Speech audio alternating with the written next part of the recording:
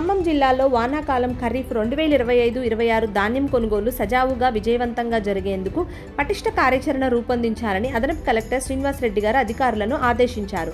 బుధవారం TNGS function హాల్లో జరిగిన ధాన్యం కొనుగోలు సన్నాహక సమావేశంలో ఆయన పాల్గొన్నారు.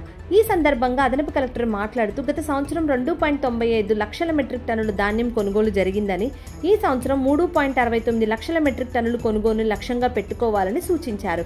వ్యవసాయ శాఖ పంట విస్తీర్ణం, కొలతల సమయం, కొనుగోలు కేంద్రాలకు పంట వచ్చే షెడ్యూళ్లను ప్రణాళికాబద్ధంగా రూపొందించాలని అన్నారు.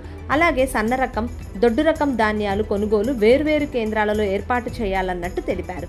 కొనుగోలు కేంద్రాలలో అవసరమైన మౌలిక వసతులపైన వేయింగ్, తేమ యంత్రాలు, ప్యాడీ క్లీనర్లు, టార్ఫెలిన్, గోని సంచులు అందుబాటులో ఉండేలా చూడాలని అధికారులను ఆదేశించారు. అంతేకాకుండా త్రాగునీరు, విద్యుత్ సరఫరా, లైట్ సౌకర్యాలు కలిగించాలని సూచించారు. గొన్నె సంచులు రైతులకు ఇంటికి ఇవ్వటానికి వీలు లేదని స్పష్టం చేశారు. కేంద్రాలు అందుబాటులో ఉన్న బస్తాల వివరాలను నోటీస్ బోర్డులో ఎప్పటికెప్పుడు అప్లోడ్ చేయాలని ఆదేశించారు.